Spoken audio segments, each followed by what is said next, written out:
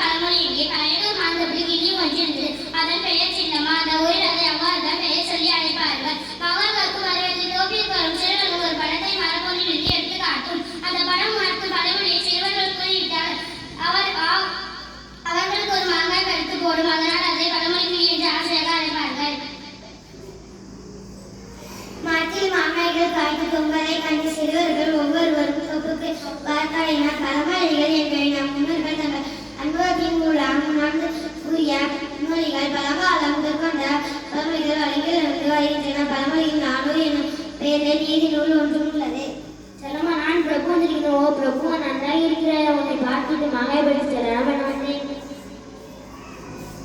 மிக்க மகிழ்ச்சி. நான் காட்டு படத்திற்குரிய பழமொழியை கூறினால் நானே உனக்கு மாங்காயை பறித்து தருகிறேன் என்று கூறியவை கிளி ஒரு படத்தை எடுத்து காட்டியது. இந்த படம் உனக்கு பழமொழி என்ன? யானை வரும் பின்னே பனியசை வரும் முன்னே.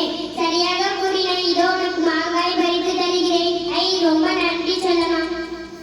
எப்படி இருக்கிறாய் செல்லம்மா? யார் வந்திருப்பது? விஞ்சேட்டாதிருக்கிறேன் செல்லம்மா. எனக்கும் மாங்காய் வேண்டும். இந்த படம் உனக்கு பழமொழி என்ன என்று சொல். மாங்காய் தருவது இக்கரை கக்கரை கச்சை. நன்று, சீக்கிரமாக விடை கண்டுபிடித்து விட்டாய். ஏதோ உனக்கு மாங்காய், எனக்கு மாங்காய் குத்திவிட்டு நன்றி செல்லாமா.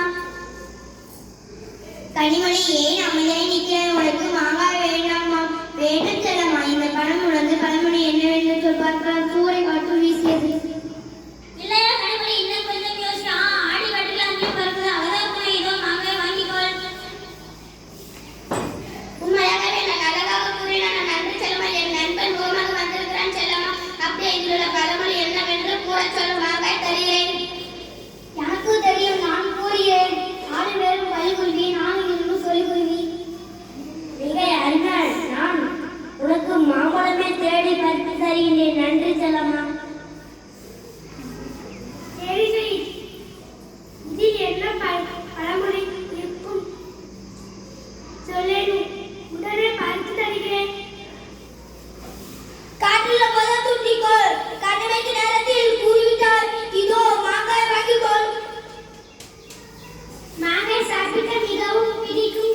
எனக்கு மகிழ்ச்சியாக இருக்கிறது. செல்லம்மா, நன்றி. பழமொழிக்கு எனக்கு மாங்காய் இல்லையா? யாரு என் செல்ல பெயரை சொல்லி கூப்பிடுவது? கதிரவனா? இதன் பழமொழியை கூறி தருகிறேன். அகல உழுவதை விட ஆள உழுவதே மேல். மிக்க மகிழ்ச்சி. இதோ உனக்கு மாங்காயை பெற்றுக்கொள். ரொம்ப நன்றி.